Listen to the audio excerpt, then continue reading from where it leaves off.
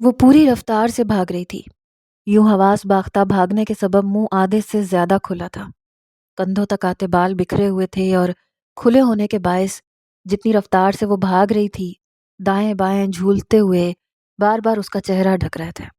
کپڑوں کے نام پر اس وقت ایک پتلی سی بنا آستین کے نیم برہنہ سفید نائٹی نما فراک کے سوا کچھ بھی اس کے تن پہ موجود نہیں تھا، اور اس فراک کی لمبائی اتنی کم تھی کہ گھٹنے ڈھانپنے سے بھی قاصر تھی۔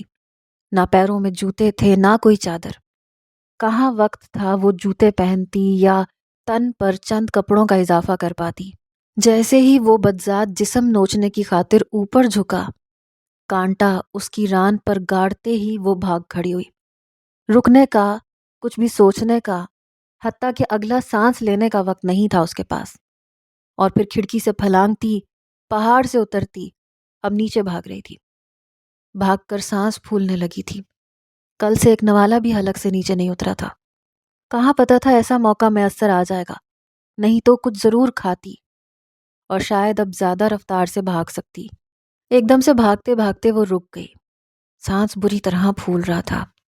بدن میں خون تک منجمد کرتی ٹھنڈ میں بھی پسینے کے ننھے قطرے اس کی پیشانی پر نمودار تھے۔ دائیں بائیں کمر پر ہاتھ دھرے، سانس کو متوازن کرتے وہ اب ارد گرد دیکھ رہی تھی۔ بھاگتے ہوئے تو اتنا محسوس نہیں ہوا تھا، مگر اب رکتے ہی جیسے بدن کو یخ بستہ، وجود کو چیر کر رگوں میں دوڑتے خون میں سرایت کرتی ٹھنڈ کا احساس ہوا۔ وہ کپ کپا گئی، ٹھٹھرتے لبوں پر زبان پھیری، دونوں ہاتھوں سے برہنہ کندھوں کو زور سے مسل کر ارد گرد دیکھا۔ چاروں اطراف گھپ اندھیرا تھا، جس میں پوری آنکھیں کھولنے پر بھی حد نگاہ بہت کم تھی۔ وہ پاگلوں کی طرح کچی سڑک کے وسط میں کھڑی ارد گرد جائے پناہ تلاش کر رہی تھی، لیکن ذہن تھا کہ منجمد ہونے لگا تھا، دانت آپس میں بجنے لگے تھے۔ لاویہ نامی چین کے اس گاؤں میں زیادہ کھیت تھے اور کم گھر۔ لکڑی اور بانس سے بنے ڈربے نما مکان کچھ اونچائی پر پہاڑوں پر بنائے گئے تھے، جہاں سے وہ اتر کر اب نیچے کھیتوں میں آ چکی تھی۔ یقیناً وہ بھی اس وقت لاویہ کے کسی کھیت میں ہی موجود تھی، اگرچہ 2 دن میں وہ اس جگہ کے نام کے علاوہ کچھ بھی نہیں جان سکی تھی، اس لیے اب کچھ خبر نہیں تھی کہ اسے کس طرف جانا ہے۔ بس اتنا یاد تھا کہ لیتاؤ اسے کسی کشتی میں بٹھا کر اس گاؤں تک لایا تھا، اور یہاں واحد ایک پکی سڑک تھی جہاں جان بچانے اور یہاں سے فرار کے لیے پہنچنا ضروری تھا۔ چند لمحے وہاں سانس بحال کرنے کے بعد وہ ایک سمت کی طرف پھر سے بھاگ چکی تھی۔ وہ لوگ اب تک اس کے پیچھے بھاگ چکے ہوں گے، اس خیال کے آتے ہی وہ اپنی رفتار اور بڑھا چکی تھی۔ ننگے پاؤں ہونے کے باعث بھاگنا بہت دشوار تھا، اور سردی اتنی زیادہ تھی کہ ننگے پاؤں کے رستے پورے جسم میں گھس رہی تھی۔ لگتا تو یوں تھا کہ عزت بچا کر بھاگ تو چکی تھی، مگر شاید یہ سردی اسے زیادہ دیر زندہ نہیں چھوڑے گی، لیکن اس طرح مرنا اس کو قبول تھا۔ بھاگتے ہوئے اچانک اندھیرے میں ہی پیروں کو احساس ہوا کہ وہ اب کچی مٹی پر نہیں، کسی پکی سڑک پر بھاگ رہی ہے۔ دل میں ایک موہوم سی امید جاگی کہ شاید وہ یہاں سے نکلنے میں کامیاب ہو جائے، اور امید کے جاگتے ہی اس کی رفتار بھی مزید بڑھ چکی تھی۔ بعض اوقات امید کی ایک کرن نظر آتے ہی گہرے سائے پھیلنے لگتے ہیں، اور ایسا ہی کچھ اس کے ساتھ ہوا تھا۔ قسمت ابھی اس پر مہربان ہونے کو تیار نہیں تھی۔ اس پکی سڑک پر وہ ابھی کچھ ہی دور جا سکی تھی جب پیچھے سے گاڑی کی ہیڈ لائٹس کی تیز روشنی نے ایک دم سے گھپ اندھیرے میں ڈوبے سارے منظر کو روشن کر دیا۔ وہ مختصر راستے لے رہی تھی، جبکہ وہ شاید پہلے سے ہی اس سڑک پر موجود تھے اور اب کسی موڑ سے مڑ کر اس تک پہنچ چکے تھے۔ زن گاڑی کی آواز نے بتا دیا تھا کہ گاڑی چلانے والا اسی کے پیچھے ہے۔ گاڑی پوری رفتار سے پکی سڑک پر بھاگتی اب اس تک کا فاصلہ ختم کر رہی تھی۔ اس نے یک لخت کھلے منہ اور چندھی آنکھوں سے پیچھے مڑ کر دیکھا۔ جہاں منہ سے سفید دھواں باہر نکلا، وہیں جان حلق میں آئی۔ ہمت ہارنا کہاں سیکھا تھا اس نے۔ تھوک نگلا، رخ سیدھا کیا اور بھاگنے لگی۔ اچانک پاؤں کسی پتھر سے پوری قوت سے ٹکرایا، اور وہ لڑکھڑا کے منہ کے بل سڑک پر گری۔ اس کی برہنہ ٹانگیں اور گھٹنے بری طرح پکی سڑک پہ گھسٹ گئے۔ تکلیف سے دل خراش چیخ حلق سے برآمد ہوئی۔ اور یخ بستہ فضا میں گھل گئی۔ جہاں پتھر ٹکرانے سے پاؤں کے انگوٹھے میں بے پناہ درد کی لہر اٹھی، وہیں اب منہ کے بل گرنے سے گھٹنے چھلنے کی تکلیف بھی تھی۔ وہ اس بری طرح سے گری تھی کہ سر بھی چکرا گیا، اور اسی اثنا میں گاڑی پوری رفتار سے اس کے پاس آ رکی۔ روشنی میں پوری آنکھیں کھولے، کانپتے ہوئے گردن کو جھکا کر اپنے گھٹنے سے رستے خون کی طرف دیکھا۔ ٹھک، گاڑی کا دروازہ کھل کر بند ہونے کی آواز تھی۔ پکڑو اس ذلیل کو، لی تاؤ نے چینی زبان میں چیخ کر گاڑی کی کھڑکی میں سے سر نکالتے ہوئے کہا۔ یقیناً وہ دوسرے شخص کو اسے پکڑنے کا کہہ رہا تھا۔ دوسرا شخص جو پہلے ہی گاڑی سے اتر چکا تھا اب گھوم کر اس کی طرف بڑھا اور لپک کر اس کے اٹھنے سے پہلے اس تک پہنچا اور آتے ہی اس کے بال اپنی مٹھی میں دبوچ لیے۔ وہ لمبے بالوں اور ایک کان میں بالی پہنے خوفناک شکل کا شخص تھا۔ گرم موٹی بوری نما چادر کو خود پر اوڑھے اور سر کو اون کی ٹوپی سے ڈھکے وہ اب اس پر جھک رہا تھا، جو اس وقت بھی بے سدھ سڑک پر لیٹی کراہ رہی تھی۔ کی ہاں بھاگ رہی تھی؟ اس شخص نے ٹوٹی پھوٹی اردو میں خباثت سے دانت نکالتے ہوئے بالوں کو اپنے ہاتھ میں موڑا۔ کھوپڑی کی جلد سے کتنے ہی بال ٹوٹنے کی تکلیف ایک ساتھ محسوس ہوئی تو اس کی آنکھوں کے کناروں سے آنسو بہہ نکلے، اور کتنی ہی تکلیفوں میں ایک اور تکلیف کے اضافے نے چہرے کا زاویہ بگاڑ دیا۔ چھوڑو مجھے چھوڑو، مجھے نہیں کرنا یہ سب، مجھے میرے گھر جانا ہے۔ وہ تکلیف سے چیخ اٹھی تھی۔ اس کی اس چیخ پر ان دونوں کے فلک شگاف کہے اس خوفناک اندھیری سڑک پر دور تک گونج گئے۔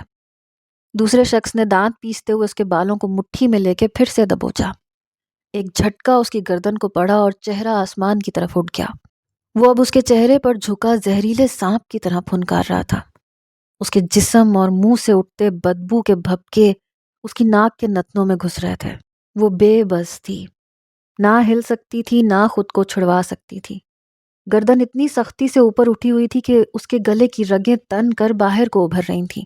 سردی کی شدت بڑھتی جا رہی تھی اور جسم اور دانت کپ کپانے لگے تھے۔ گاڑی کا دروازہ پھر سے کھلنے کی آواز آئی۔ شاید لی تاؤ اب گاڑی سے باہر نکلا تھا۔ وہ ناک پھلائے غصے میں پھنکارتا اس کے قریب پہنچا اور اس کے پیٹ میں ٹانگوں کو گھما گھما کے مارنے لگا۔ اب بھاگے گی کمینی؟ وہ پوری قوت سے چلا رہا تھا۔ وہ لگاتار ٹانگیں پیٹ میں مار رہا تھا اور اس کے حلق سے نکلنے والی چیخیں جانور ذبح ہوتے وقت کے چنگاڑ کے مترادف تھیں۔ لی تاؤ کے چمڑے کے بوٹ اس کی ناف سے اوپر ضرب لگا رہے تھے۔ انتڑیاں جو بھوک سے پہلے ہی سکڑی ہوئی تھیں اب اس ضرب پر اور چپک رہی تھیں۔ وہ تڑپ کر ٹانگیں سمیٹتی گھٹنوں کو پیٹ سے جوڑ رہی تھی۔ دوسرے شخص نے اسے بالوں سے دبوچ رکھا تھا اور لی تاؤ ٹانگ کو کھینچ کھینچ کر متواتر اس کے پیٹ میں مار رہا تھا۔ یہاں اس کی ان ہولناک چیخوں کو سننے والا کوئی نہیں تھا۔ دور دور تک چیخیں کھلے کھیتوں میں لمبے درختوں اور کچی پگڈنڈیوں سے ٹکرا کر واپس آ رہی تھیں۔ یکلخت وہ اچھل کر اوپر کو ہوئی، منہ سے اچانک کچھ ابل کر باہر نکلا۔ بالوں کو دبوچے کھڑے شخص نے ایک جھٹکے سے اس کے سر کو چھوڑا۔ بے حال ہو کر اس کی آنکھیں ڈھلک گئیں۔ سڑک پر اس کے منہ سے نکلے خون کے چھینٹے دور تک گئے تھے۔ اب وہ اس کے بازو کو تھام رہے تھے اور اسے گھسیٹتے ہوئے گاڑی تک لا رہے تھے۔ گاڑی کی پچھلی سیٹ کا دروازہ کھولتے ہی دونوں نے اسے اٹھا کر پٹخنے کے انداز میں پچھلی سیٹ پر پھینکا اور دروازہ زور سے بند کیا۔ اس کا چہرہ جیسے ہی سیٹ سے ٹکرایا، خون کے چھینٹے اگلی نشست کی پشت تک گئے۔ ٹھک ٹھک، گاڑی کے دونوں دروازے بند ہونے کی آواز ابھری۔ وہ دونوں گاڑی میں بیٹھ چکے تھے۔ پیٹ کی تکلیف اتنی شدید تھی کہ اس نے کراہتے ہوئے ٹانگیں اوپر کو سمیٹی تھی۔ گاڑی گرم تھی۔ جہاں یخ ہوتے جسم کو گرماہٹ کا سکون ملا تھا، وہیں گھٹنوں پر رستے خون میں جلن ہونے لگی تھی۔ مجھے یہاں نہیں رکھنا اب اس کو، لی تاؤ کی آواز کار میں گونجی تھی۔ 2 دفعہ یہاں سے بھاگنے کی کوشش کر چکی ہے یہ۔ لی تاؤ کی غصے میں بھری آواز کانوں میں پڑی۔ اس کی صورت بھی اتنی پیاری نہیں ہے، اس کے اعضاء ہی بیچنے پڑیں گے۔ چلو کچھ پیسے ہاتھ آئیں۔ لی تاؤ نے غصے سے اسٹیئرنگ پر ہاتھ مارا۔ وہ غرا رہا تھا۔ نہیں صورت نہیں، جسم کی بات ہوتی ہے۔ نہیں، ہم دھندا کریں گے اس سے۔ دوسری نشست پر موجود شخص نے لی تاؤ کی بات کی نفی کر دی۔ لی تاؤ پھر سے وہی کچھ اپنی زبان میں دہرا رہا تھا۔ دونوں کی اب جھڑپ ہو رہی تھی۔ تکلیف کو محسوس کرتی بھویں سکیڑے وہ ان کی بات سمجھنے کی صحیح میں تھی۔ جتنی چینی زبان وہ سیکھ چکی تھی اس کے مطابق یہی سمجھ آ رہا تھا کہ لی تاؤ اب اسے یہاں نہیں رکھنا چاہتا۔ وہ دوسرے شخص کو کہہ رہا تھا کہ نہ تو اس کی شکل اچھی ہے اور نہ وہ اسے بار بار بھاگنے کی وجہ سے مزید سنبھال سکتا ہے۔ وہ اسے شہر میں بیچ دینا چاہتا تھا، شاید وہیں جہاں جسم کے مختلف حصے نکال لیے جاتے ہیں۔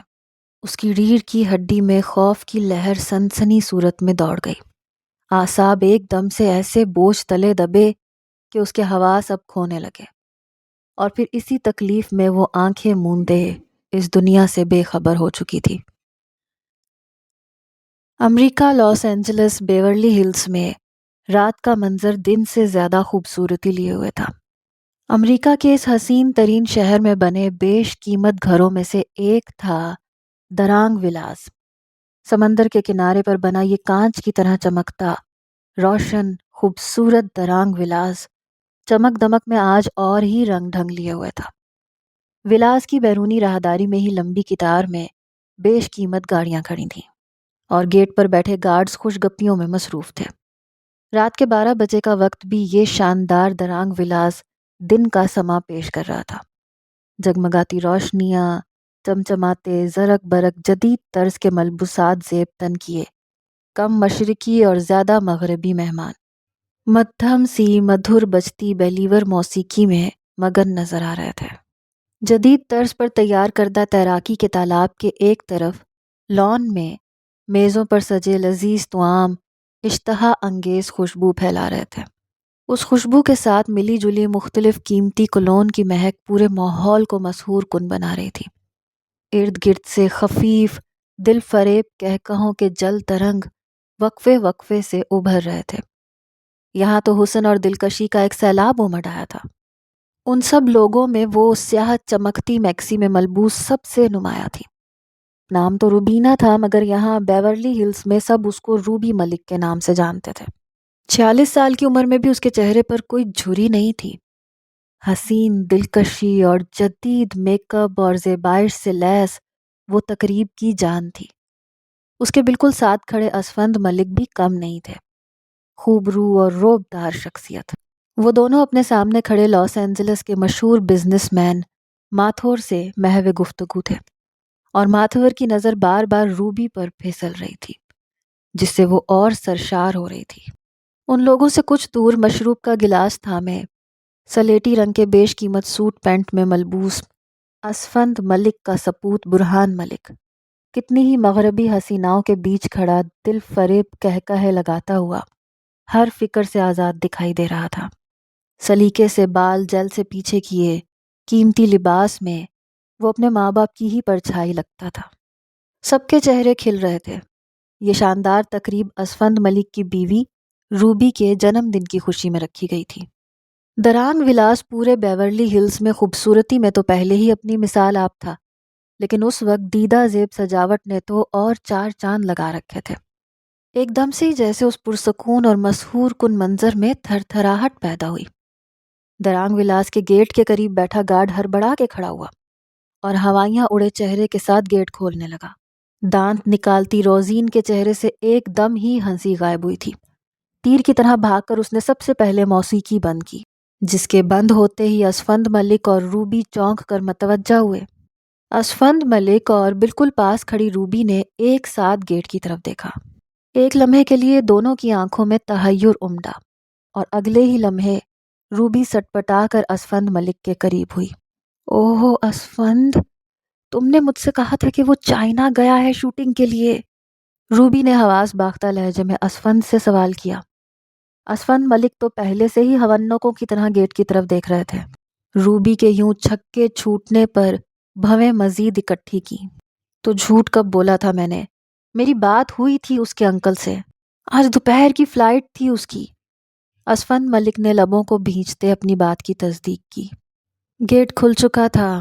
گہرے نیلے رنگ کی بوگوٹی اٹلانٹک فراٹے بھرتی سفید چمکتے فرش کو روند کر گیٹ سے اندر داخل ہوئی تھی۔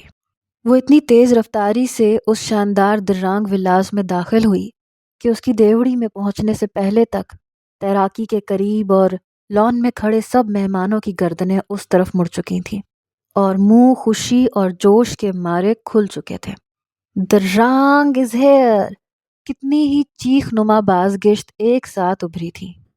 سب کے چہرے آنے والے کی آمد پر چمک اٹھے تھے، ماں سوائے درانگ ولاس کے مکینوں کے، جن کے چہرے پھیکے پڑ گئے تھے۔ برہان ملک نے لب بھینچے غصے سے گلاس پاس رکھی میز پر پٹخا تھا اور تیز تیز قدم اٹھاتا ہونک بنے اسفند ملک اور روبی کی طرف بڑھا۔ میڈیا والے کیمرے تھامے پاگلوں کی طرح دیوڑی کی طرف جا رہے تھے اور بہت سے دیوانے بھی ایک دوسرے سے ٹکراتے آگے بڑھ رہے تھے۔ لڑکیاں تو باقاعدہ اپنے لباس درست کرتیں، گہرے گلوں کو مزید کھینچ کر نیچے کرتیں، کندھوں سے اپنی میکسیوں کی سٹرپس ڈھلکاتی دیوڑی کی طرف بڑھ رہی تھیں۔ اٹلانٹک کی ڈرائیونگ نشست کی طرف کا دروازہ جتنی نرماہٹ لیے کھلا تھا، اس میں سے نکلنے والا نفس اس سے بالکل برعکس تھا۔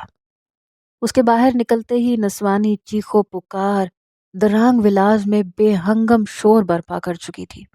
سیاہ جینز، گول گلے والی سفید ٹی شرٹ پر سیاہ ہوڈی، جس کی اوپری ٹوپی کو وہ ایک جھٹکے سے سر پر سے اتار چکا تھا، بکھرے گھنے گہرے بھورے بال اور کشادہ شکن آلود پیشانی، غسیلی لمبی آنکھیں۔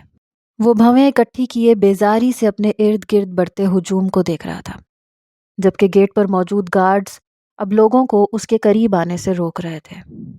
برہان نے آنکھوں کو مزید سکوڑا اور مٹھیاں بھینچ کر اسفند ملک کی طرف رخ کیا۔ "What the hell is this؟ بابا، آپ نے کہا تھا وہ شوٹنگ کے لیے جا رہا ہے، تو یہ اب یہاں کیا کر رہا ہے؟ برہان نے دانت پیسے اور اسفند کے کندھے کے قریب ہو کر کان میں غرایا۔ اسفند ملک تا ہنوز سامنے دران ملک پر نگاہیں جمائے دم سادے کھڑا تھا۔ "جسٹ کول ڈاؤن، مجھے خود نہیں پتا وہ یہاں کیسے ہے اس وقت." آواز کو حد درجہ دھیما رکھ کر جواب دیا۔ وہ اب گارڈز کی مدد سے ہجوم سے نکلتا لمبے لمبے ڈگ بھر کر لان کے وسط میں لگے میزوں کی طرف آ رہا تھا۔ لڑکیاں آہیں بھر رہی تھیں، کیمرے تصویریں کھینچ رہے تھے۔ روبی گڑبڑا کر پھر سے اسفند کے کان کے قریب ہوئی۔ "اسفند، روکیں اسے، یہ کیا کرنے والا ہے؟ مجھے اس کے ارادے ٹھیک نہیں لگ رہے، ساری پارٹی خراب کر دے گا." وہ حد درجہ آواز کو دھیما رکھے ہوئے خوف سے گویا ہوئی۔ "ڈونٹ وری، اوور ریئیکٹ مت کرنا بالکل بھی." اسفند جھٹکے سے کوٹ درست کرتے تیزی سے آگے بڑھے۔ وہ طوفان اب غسیلی آنکھیں لیے تیراکی کے تالاب کے پاس پہنچ گیا تھا، جہاں سے گزر رہا تھا ملازم ہاتھ باندھ کر سر جھکا رہے تھے۔ اس کے لان میں پہنچنے تک اسفند ملک اس تک پہنچ کر اس کے سامنے آ چکے تھے، اور وہ اپنے سامنے کھڑے اسفند ملک کو دیکھنے کے بجائے ایک ابرو اٹھائے، گردن اکڑائے ارد گرد کی سجاوٹ دیکھ رہا تھا۔ اوپری لب کو دانتوں سے پکڑ کر کھینچا، ناک چڑھا کر سانس لی۔ پیشانی پر بل مزید گہرے ہو رہے تھے۔ جتنے بل گہرے ہو رہے تھے اتنی ہی آنکھیں غضب ڈھا رہی تھیں۔ اسفند ملک اس کے اور قریب ہوئے، چہرے پر پریشانی کی لکیریں ابھر رہی تھیں۔ "دران، کوئی تماشا مت کرنا، اٹس مائی ریکویسٹ، پلیز۔ مجھے تم سے اجازت لینی چاہیے تھی، لیکن تمہاری شوٹنگ تھی، سو میں نے سوچا." اسفند نے التجائی لہجے میں اس سب کی وضاحت دینی چاہی۔ اسفند ملک ایک ہاتھ سے اس کے کندھے پر یوں دھرے کھڑے تھے جیسے اسے رام کر رہے ہوں۔ دران نے آہستگی سے اپنے کندھے پر سے اسفند ملک کے ہاتھ کو ہٹایا، مطلب وہ ان کی بے تکی وضاحت سرے سے رد کر چکا تھا۔ اسفند نے ایک نگاہ کچھ دور پریشان حال کھڑی روبی اور ناک پھلائے ضبط سے لب بھینچے کھڑے برہان پر ڈالی۔ دران اب وثوق سے قدم اٹھاتا لان کے وسط میں سجی میز کے قریب جا رہا تھا، جہاں جہازی سائز کا چاکلیٹ کیک میز کے وسط میں سجا ہوا تھا۔ اسفند ملک نے تیزی سے اپنے اور اس کے بیچ کا فاصلہ ختم کیا۔ "دران، فار گاڈ سیک، روبی کی برتھ ڈے پارٹی ہے، آج کوئی تماشا مت کرنا." انہوں نے دانت پیستے ہوئے دران کا ہاتھ تھامے کان میں التجا کی۔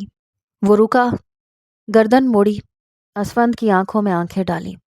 وہی لمحے بھر کو ساکن کر دینے والی ٹھہرے سمندر جیسی آنکھیں، گہری، چمکتی مگر سکوت طاری کرتی غمناک آنکھیں۔ اسفند ملک ہر بار کی طرح آج بھی اس کی آنکھوں میں زیادہ دیر تک نہیں دیکھ سکے تھے۔ فوراً نگاہیں چرائیں اور ان کی نگاہیں چراتے ہی اس کے لبوں پر استہزائیہ مسکراہٹ ابھری۔ ان لبوں پر اصل زندگی میں اس مسکراہٹ کے سوا اور کوئی دوسری مسکراہٹ آ بھی کیسے سکتی تھی؟ اسفند ملک نے بے چارگی سے اس کی طرف دیکھا، جس نے لاپرواہی سے جیب سے سگریٹ نکالی۔ وہ اس وقت سب کی نگاہوں کا مرکز تھا۔ ستائشی نگاہیں، رشک کرتی نگاہیں، آہیں بھرتی نگاہیں، اس کے دیدار سے سیر ہوتی نگاہیں، اس کی ایک نگاہ کی منتظر نگاہیں۔ اسفند نے پھر سے بولنے کے لیے لب کھولے ہی تھے کہ اس کا ایک جھٹکے سے ہاتھ اٹھا، جسے دیکھ کر فوراً وہ چپ ہوئے۔ کلائی پر بندھی پاکٹ فلیپی ہلکا سا اوپر ہو کر نیچے ہوئی۔ اسفند ملک صاحب، یہ درانگ ولاس ہے، ملک ہاؤس نہیں۔ یہاں کیا ہوگا کیا نہیں، یہ فیصلہ دران ملک کرے گا، کوئی اور نہیں۔ اس نے طنزیہ لہجے میں سینے پر انگلی رکھی، جبکہ لبوں پر طنزیہ مسکراہٹ ہنوز قائم تھی۔ وہ کم بولتا تھا، پر جب بولتا تھا بس پھر کوئی بول بھی نہیں پاتا تھا۔ اسفند ملک کو جلی کٹی سنا کر بڑے انداز میں جیب سے لائٹر نکال چکا تھا۔ لائٹر پر انگوٹھے کی ضرب پڑتے ہی شعلے کی روشنی نے جلتے ہی اس کی گہری آنکھوں میں عکس بنایا۔ اس کی سگریٹ سلگ گئی تھی۔ ناک بھینچے بڑے انداز میں آگے بڑھا اور میز کے پاس جا کر ایک جھٹکے کے ساتھ میز الٹ دیا۔ دھڑ دھڑ کیک سمیت سارے لوازمات اور بیش قیمت برتن زمین بوس ہوئے۔ شیشے کا میز ایک دھماکے سے کرچی کرچی ہوا۔ ساتھ ہی وہاں موجود سب لوگوں کی آنکھیں اور منہ پورے کھل گئے۔ Leave everybody, party is over now. Cigarette منہ میں دبائے بڑے مزے سے تالی بجاتا وہ گھوم کر سیدھا ہوا۔ برہان اور روبی کے چہرے تذلیل کے احساس سے سرخ ہو رہے تھے اور دونوں اب اسفند ملک کو خون آشام نگاہوں سے گھور رہے تھے۔ دران، یہ کیا بدتمیزی ہے؟ اسفند ملک اب کی بار اونچی آواز میں کہتے ہوئے آگے بڑھے۔ دران نے ہاتھ سیدھا تان کر ان کے قدم وہیں روک دیے۔ وہ تذبذب میں وہیں رک گئے۔ سب لوگ ہکا بکا یہ تماشا دیکھ رہے تھے۔ لگتا ہے آپ سب کو میری بات سمجھ میں نہیں آئی، تو پھر سے دوہرا دیتا ہوں۔ دران نے سگریٹ کا کش لگا کر پہلی دفعہ منہ کھولے کھڑے مہمانوں کی طرف نگاہ اٹھائی۔ کتنی ہی منتظر اور آہیں بھرتی نگاہوں کے نیچے زبانیں چیخ اٹھیں۔ کسی کو اس کی بدتمیزی سے کوئی سروکار نہیں تھا۔ دران ملک کی ان کی طرف اٹھتی نگاہ بہت تھی۔ سب کو پتا تھا وہ بددماغ ہے۔ Ladies and gentlemen, this ceremony has come to an end. Now you can all go. I want to sleep. بات کے اختتام پر وہ بڑے احترام سے پیٹ پر بازو دھر کر جھکا تھا۔ جہاں نسوانی چیخیں اس کی اس ادا پر فدا ہو رہی تھیں، وہیں بہت سے لوگوں کی سرگوشیاں ابھرنے لگی تھیں۔ دران نے ہوڈی کی ٹوپی کو پھر سے سر پہ لیا اور ایک طرف لگی کرسی پر بیٹھ کر ٹانگ گھما کر دوسری ٹانگ پر رکھی۔ نگاہیں موبائل اسکرین پر جھکا دی۔ اس کا انداز ایسے تھا جیسے اب یہاں کوئی نہ ہو۔ گارڈز اب لوگوں کو جانے کی تاکید کر رہے تھے۔ روزین گھبرائی بوکھلائی باقی ملازمین کو صفائی کی ہدایات دے رہی تھی۔ تمام لوگ ہاتھوں میں پکڑے مشروب کے گلاس میزوں پر رکھتے لان سے باہر جا رہے تھے۔ روبی نے خشمگین نگاہوں سے اسفند ملک کو گھورا اور پھر پیر پٹختی آگے بڑھ گئی۔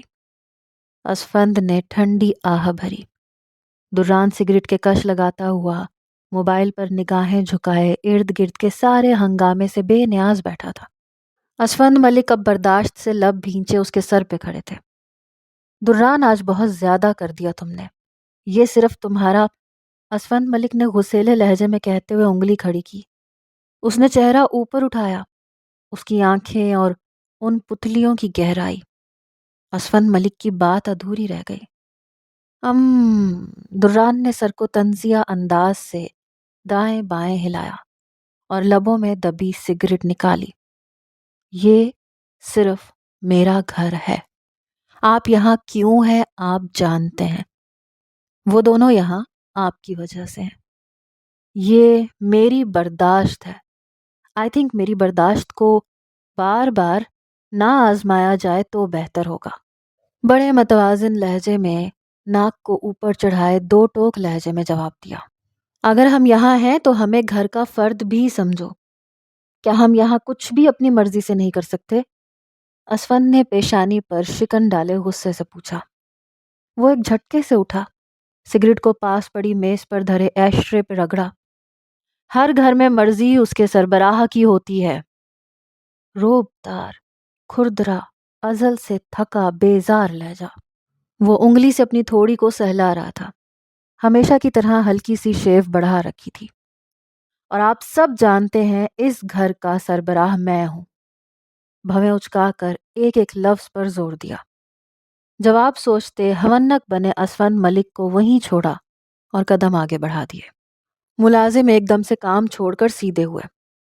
لان صاف کرو، روب دار گرج تھی۔ ایک قطار میں لگے تمام ملازم برق رفتاری سے آگے بڑھے۔ وہ اب سگریٹ سلگائے دیوڑی سے آگے اندرونی لیونگ ہال کے داخلی دروازے کی طرف قدم بڑھا چکا تھا، جس کی شیشے کی دیوار سے اندرونی خوبصورت منظر آنکھوں کو خیرہ کر رہا تھا۔ درانگ ولاس کے فرش سے لے کر چھتوں پر لگے فانوس تک بیش قیمت اور اس کے ذوق کا منہ بولتا ثبوت تھے۔ اپنے حلیے کے علاوہ اس کی ہر چیز میں اس کی دولت اور ذوق جھلکتا تھا۔ وہ ہالی ووڈ کی ایکشن فلموں کا سپر اسٹار تھا۔ لوگ یہاں اسے درانگ کے نام سے جانتے تھے، پر وہ دران ملک تھا۔ ایک معمولی سٹنٹ مین سے ایک سپر اسٹار کا سفر اس نے پچھلے 5 سالوں میں طے کیا تھا، اور اب وہ ہالی ووڈ کے مہنگے ترین فائٹنگ اسٹارز میں شمار ہوتا تھا۔ اس کی منفرد خاصیت اس کے نقوش اور خد و خال تھے۔ وہ مغربی اور مشرقی حسن کا پروقار امتزاج تھا۔ کانچ سی گہری بھوری اور سبزی مائل آنکھیں، سفید رنگت مگر گہرے بھورے بال۔ وہ پوری انڈسٹری میں بد دماغ اداکار کے طور پر مشہور تھا۔ وہ اپنی اصلی زندگی میں اپنے پی اے انل کے علاوہ کسی سے بات نہیں کرتا تھا۔ اسفند ملک درانگ ولاس کے قالین کی طرح بچھے لان میں اکیلے کھڑے تھے۔ روزین ہدایات کرتی ادھر سے ادھر گھوم رہی تھی۔ لان میں ڈھیر ہوئے کیک کو اب اٹھایا جا رہا تھا۔ اسفند ملک نے نگاہ اٹھائے دوسری منزل کی طرف دیکھا۔ ان کے کمرے کی بتیاں روشن تھیں، مگر وہ جانتے تھے روبی کا چہرہ بجھ چکا ہوگا۔ اسفند ملک نے ایک لمحے کے لیے اپنے کمرے کے بند دروازے پر نگاہ جمائی۔ یہ درانگ ولاس کی دوسری منزل پر موجود کمرہ تھا۔ نیچے رہائشی مہمان خانے اور کھانے کے کمرے کے علاوہ صرف دران کا جہازی سائز کمرہ تھا، جس کی کھڑکی سمندر کی طرف کھلتی تھی، اور اس کے بالکل سامنے اس کا چھوٹا تیراکی کا تالاب تھا، جس میں بیٹھ کر یوں محسوس ہوتا تھا جیسے وہ سامنے سمندر کا حصہ ہو۔ اور ولاس کی دوسری منزل پر 3 کمرے تھے، جس میں ایک اسفند ملک اور روبی کا اور دوسرا برہان کا تھا۔ اسفند ملک اب اپنے ہی کمرے کے سامنے تذبذب کی حالت میں کھڑے تھے۔ کچھ پل یوں ہی پرسوچ شکن زدہ پیشانی کے ساتھ کھڑے گزرے، پھر انہوں نے دروازے کے ہتھے کو پکڑ کے گھما دیا۔ ہلکی سی چڑچڑاہٹ کی آواز سے دروازہ کھلا۔ سامنے سنگار میز پر بیٹھی روبی نے قد آدم آئینے کے عکس میں پلکیں اٹھائے اسفند ملک پر قہر آلود نگاہ ڈالی۔ شفاف شیشے کی طرح چمکتا سفید فرش، کمرے کی دیواروں پر ہلکے گلابی رنگ کا جدید طرز کا وال پیپر اور گہرے بھورے رنگ کا خوبصورت فرنیچر اس سفید فرش پر آنکھوں کو خیرہ کر دینے کی حد تک خوبصورت تھا۔ اسفند ملک نے ایک ہاتھ سے دروازہ بند کیا، کوٹ کو اتارتے ہوئے وہ آگے بڑھے۔ روبی اپنے ریشمی ہلکے گلابی رنگ کی پیروں تک آتی نائٹی کو دونوں اطراف سے پکڑ کر سنبھالتی اپنی جگہ سے اٹھی اور اسفند ملک کی طرف قدم بڑھائے، جو اب کوٹ کو تھامے ڈریسنگ کی طرف جا رہے تھے۔ کشادہ کمرہ ہر طرح کے قیمتی سامان سے آراستہ تھا۔ ڈریسنگ روم میں پوری دیوار میں نصب جدید الماری تھی، جس کا دروازہ سرکا کر ملک اسفند نے روبی سے نظریں چراتے ہوئے کوٹ کو سلیقے سے الماری میں لٹکایا۔ روبی بھی اب کمرے کے ساتھ ملحقہ اس ڈریسنگ روم تک آ گئی تھی۔ اسفند ملک کو بس اب اس کے بولنے کا انتظار تھا۔ اسفی، مجھے پاکستان جانا ہے، نروٹھے سے لہجے میں اس نے بات کا آغاز کیا۔ الماری کو بند کرتے اسفند ملک کے ہاتھ لمحہ بھر کو رکے، پھر گہری سانس لے کر اس کی طرف دیکھا۔ وہ اترے چہرے اور شکن آلودہ پیشانی لیے کھڑی تھی۔ میک اپ چہرے سے صاف ہو چکا تھا اور اب وہاں وقت گزرنے کی چھاپ ہلکی جھریوں کی صورت میں نمایاں تھی، لیکن وہ آج بھی بے حد حسین تھی۔ یہاں کا عیش و آرام چھوڑ کے پاکستان جانا چاہتی ہو؟ وہی چک چک، وہی مڈل کلاس زندگی۔ اسفند ملک نے ایک ابرو چڑھائے پوچھا تھا۔ پوچھا کم تھا، ڈرایا زیادہ تھا۔ عیش نہیں، ذلت کا ہے۔ اسفی کم از کم ذلت تو نہیں ہوگی؟ میری سمجھ میں یہ بات نہیں آتی، آخر دران نے ہمیں یہاں رکھا کیوں ہوا ہے اگر ہم سے اتنی ہی نفرت ہے؟ روبی نے تل ملاتے ہوئے بھڑاس نکالی۔ اسفند ملک اب ٹائی کی نوٹ کھول رہے تھے، ساتھ ساتھ گردن کو دائیں بائیں جنبش دے رہے تھے۔ مجھے لگتا ہے وہ سب جانتا ہے، اور وہ یہاں پہنچا بھی اسی لیے ہے۔ پرسوچ لہجے میں اپنا ڈر ظاہر کیا۔ کچھ نہیں جان سکتا وہ فقط احسان فراموش ہے۔ روبی نے ڈرنے کے بجائے کری لہجے میں زہر اگلا۔ اسفند ملک نے حیرت سے اپنے سامنے کھڑی عورت کو دیکھا، جو غصے میں اب ہاتھوں کی انگلیاں مروڑ رہی تھی۔ اس کا اب کوئی بس نہیں تھا دران پر۔ احسان فراموش؟ روبی، احسان تم نے کون سے کیے ہیں آج تک اس پر؟ اسفند ملک نے بھویں اکٹھی کیے سوال نہیں، سیدھا تیر برسایا تھا روبی پر۔ روبی نے تنک مزاجی سے آنکھوں کو سکیڑ کر اسفند ملک کی طرف دیکھا۔ اسفند ملک کا دران کی طرف ہلکا سا جھکاؤ بھی اسے کہاں گوارا تھا۔ میں نے نہیں کیے، آپ نے تو کیے ہیں۔ کیا وہ سب بھی بھول گیا ہے وہ؟ روبی کا درست لہجہ ہنوز قائم تھا۔ نہیں بھولا کچھ بھی نہیں ہے، سب یاد ہے اسے، بھول ہم رہے ہیں کچھ۔ اسفند ملک نے ٹھنڈی سانس بھری، ٹائی کو الماری میں رکھا، جوتے اتارنے کی غرض سے قریبی اسٹول کو کھینچ کر اس پر براجمان ہوا۔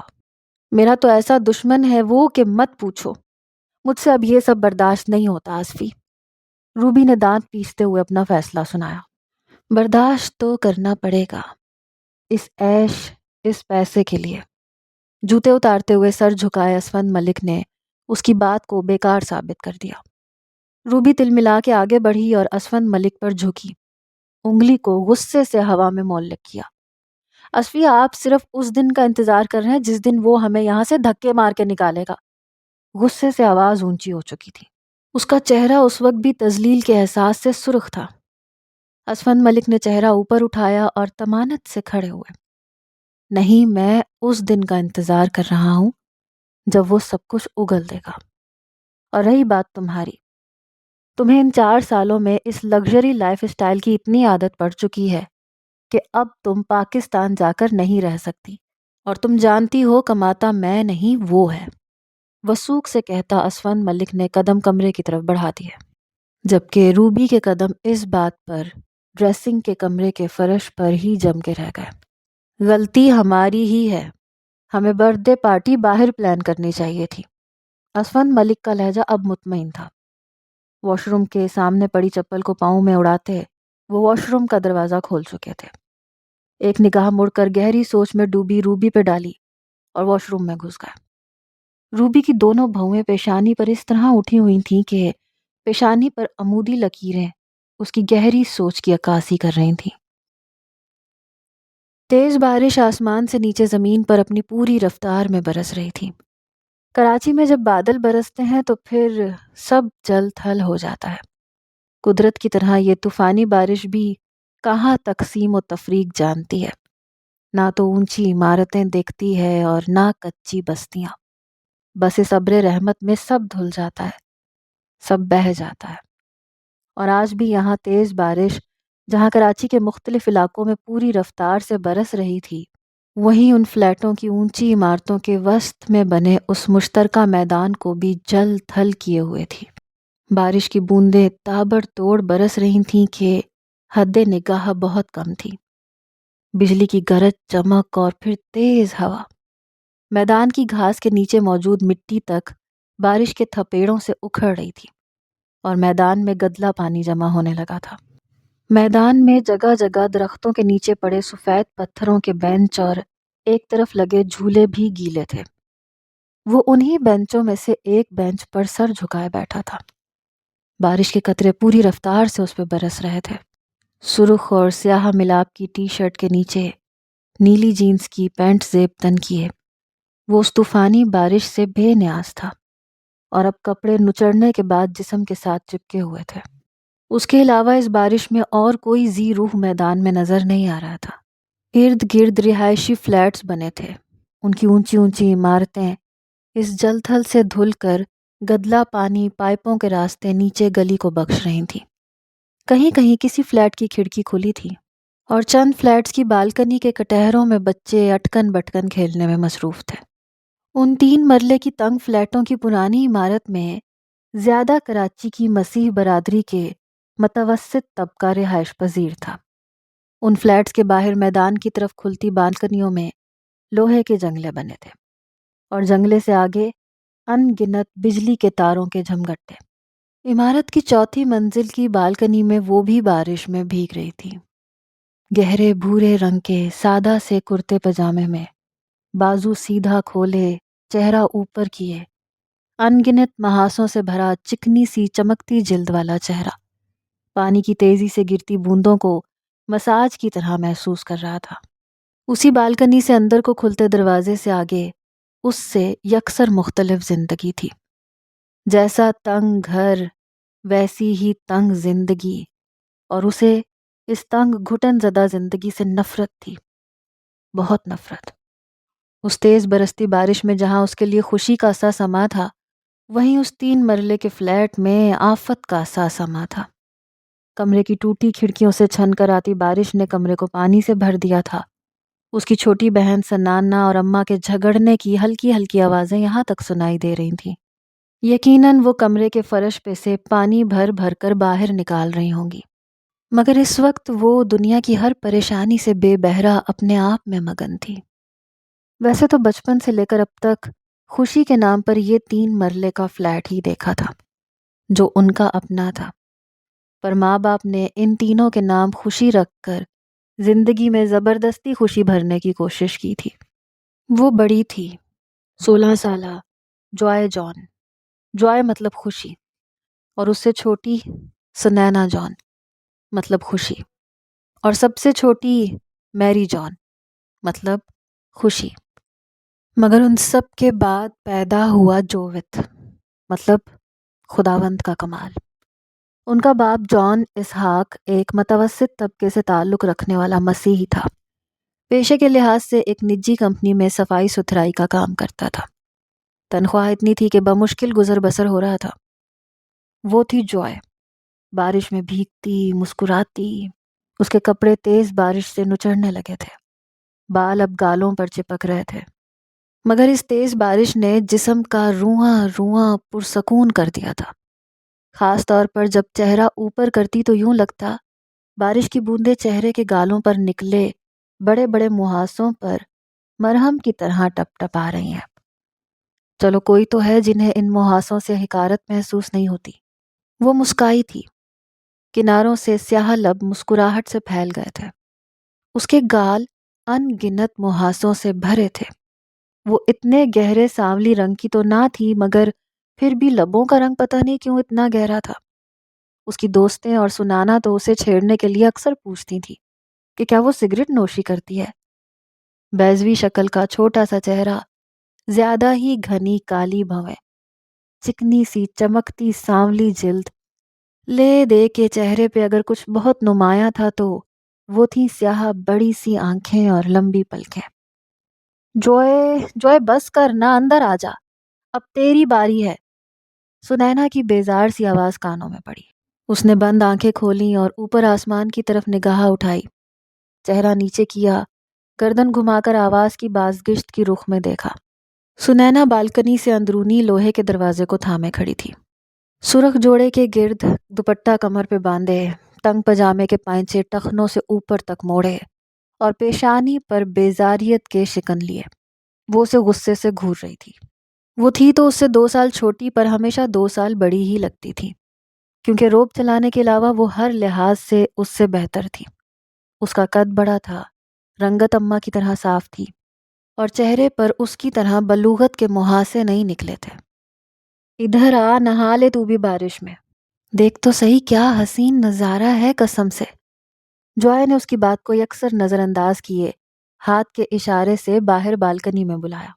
نہیں جی، مجھے کوئی شوق نہیں چڑھا اس کیچڑ میں آ کر پاگلوں کی طرح میں اس طوفانی بارش میں نہاؤں۔ تم ہو نا ایک پاگل، کافی ہے۔ جلدی آؤ، تمہاری باری ہے اب، کمرے سے پانی نکالو، میں تو کپڑے تبدیل کرنے والی ہوں۔ سنینا نے غصیلے لہجے میں گھورتے ہوئے اس کی بات کو رد کیا۔ تم تو بہت ہی بدذوق واقعہ ہوئی ہو، قدرت کے ان حسین نظاروں کی قدر ہی کہاں ہے تمہیں؟ اچھا ادھر تو آؤ۔ جوائے نے ہاتھ آگے بڑھا کر اس کے ہاتھ کو زور سے اپنی طرف کھینچا۔ جھٹکا اتنی زور کا پڑا کہ سنینا ایک دم سے بالکنی کے وسط میں تھی اور چند سیکنڈ میں ہی وہ بھیگ بھی گئی۔ تمہیں یہ 2 انچ کی بالکنی میں یہ تیز بارش قدرت کا حسین نظارہ لگ رہی ہوگی، مگر مجھے تو عذاب لگ رہی ہے، چپ چپ اور چک چک۔ سنینا جھنجھلا کے گویا ہوئی۔ ارے پگلی، پل بھر کو یہ سوچ کہ یہ ہمارے چھوٹے سے فلیٹ کی گندی سی بالکنی نہیں ہے، یہ ایک بہت ہی بڑے بنگلے کا حسین سا ٹیرس ہے۔ ایک طرف جھولا لٹک رہا ہے، ایک طرف میز پر مشروب سجے ہیں، ماربل کا کانچ جیسا فرش ہے، اور سامنے یہ گندا سا میدان نہیں ہے بلکہ ایک سمندر ہے، اور نیچے یہ میلے کچیلے پان کی دکانیں نہیں ہیں بلکہ سوئمنگ پول ہے۔ جوائے کھوئے سے لہجے میں خلا میں گھورتے ہوئے بول رہی تھی۔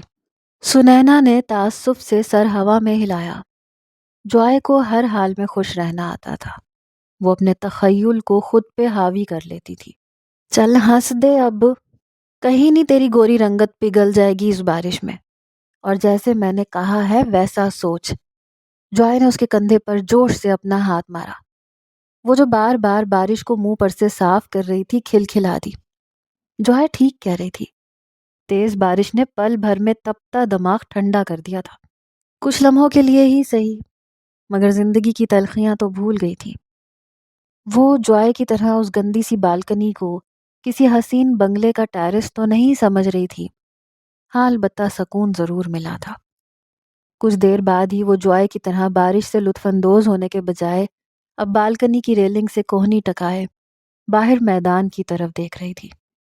نظر سامنے بینچ پر بیٹھے لڑکے پر گئی اور پھر آنکھوں میں حیرت پھیلی۔ جوائے ادھر دیکھ، ایک اور بھی پاگل ہے تیرے جیسا۔ گردن کو موڑے اونچی آواز میں آنکھیں موندے کھڑی جوائے کو پکارا۔ جوائے جو اب بھی بازو پھیلائے بارش سے لطف اندوز ہو رہی تھی، اس کی آواز پر بازو سمیٹے اور شڑپ شڑپ پانی میں پیر مارتی آگے بڑھی۔ اب اس کی نظروں کے تعاقب میں چہرے پر سے پانی صاف کرتے ہوئے نیچے دیکھا۔ میدان میں رکھے بینچ پر کوئی لڑکا سر جھکائے بیٹھا تھا۔ کون ہے یہ؟ جوائے نے چہرے پر مسلسل پڑتی بارش کو ہاتھ سے پونچھتے ہوئے پوچھا۔ یہ تو مجھے بھی نہیں معلوم، مگر یہ ہماری بلڈنگ کا نہیں ہے، اتنا تو پتا ہے، پہلے تو کبھی نہیں دیکھا اس کو یہاں۔ سنینا نے حیرت سے کہا اور نگاہیں پھر سے وہیں نیچے جما دی۔ جوائے اب اس کے بالکل برابر اسی کے انداز میں ریلنگ پر کوہنی ٹکائے کھڑی تھی۔ ہاں پہلے نہیں دیکھا، پریشان سا ہے کوئی۔ جوائے کی بھی کھوئی سی آواز ابھری۔ کچھ ہی دیر میں جوائے کی توجہ اس سے ہٹ کر ساتھ والے فلیٹ کی بالکنی پر ناچتے ہوئے بچوں پر جا ٹکی۔ بے فکر کھلکھلاتے بچے اسے بے حد پسند تھے۔ بچوں نے شرٹس اتار رکھی تھیں اور اچھل اچھل کر بارش کے پانی میں چھلانگے لگا رہے تھے۔ بارش کے پانی کے چھینٹے ان کے چہرے اور سر تک بھی پہنچ رہے تھے، مگر ان کو کوئی پرواہ نہیں تھی۔ بے ساختہ جوائے کے دل میں بھی یہی خواہش جاگی کہ ہر فکر، ہر سوچ کو بھول کر پوری قوت سے بالکنی کے کٹہرے میں کھڑے پانی میں چھلانگے لگائے۔ ارے جوائے یہ دیکھ، یہ تو ہماری بلڈنگ کا ہے نا؟ سنینا نے اس کے بازو کو جھنجھوڑ کے متوجہ کیا۔ وہ جو بچوں کو اچھل کود کرتا دیکھ کے ہنس رہی تھی، اس کے یوں بازو جھنجھوڑنے پر اس طرف متوجہ ہوئی۔ بارش میں بھیگتے لڑکے کے پاس اب ایک اور لڑکا کھڑا تھا، اور سنینا ٹھیک کہہ رہی تھی، وہ لڑکا ان کی بلڈنگ کا تھا۔ 1 سیکنڈ کے 1000ویں حصے میں وہ اسے پہچان چکی تھی۔ ہاں انو لگتا ہے مجھے، وہ تیسرے فلور والا۔ ذہن میں اس کا نام بھی چھپاک سے امڈ آیا۔ بچپن میں تو مل کر کھیلا بھی کرتے تھے، اب جب سے بلوغت میں قدم رکھا تھا تب سے بس آتے جاتے نظر پڑ جاتی تھی۔ ہاں وہی ہے، اس کا دوست ہے، لگتا ہے اس کو ملنے واسطے آیا ہوگا۔ سنینا نے اپنا اگلا اندازہ لگایا۔ ہاں اچھا، ہم کیوں اتنی انویسٹیگیشن کر رہی ہیں؟ یہ سب کوئی بھی ہو ہماری بلا سے، چلو پکوڑے بناتے ہیں۔ جوائے نے اچانک ذہن میں امڑ آنے والے پکوڑوں کے خیال پر پرجوش ہو کے کہا، اور پھر سنینا کا بازو کھینچتے ہوئے بالکنی کے اندرونی دروازے کی طرف بڑھی۔ تمہیں اب پکوڑوں کی پڑ گئی؟ پہلے جا کے اماں کے ساتھ باقی کا پانی نکلواؤ، وہ اکیلی ہیں۔ سنینا نے غصے سے گھورتے ہوئے اسے اگلا حکم صادر کیا۔ وہ سنی انسنی کرتی باورچی خانے کی طرف جا رہی تھی۔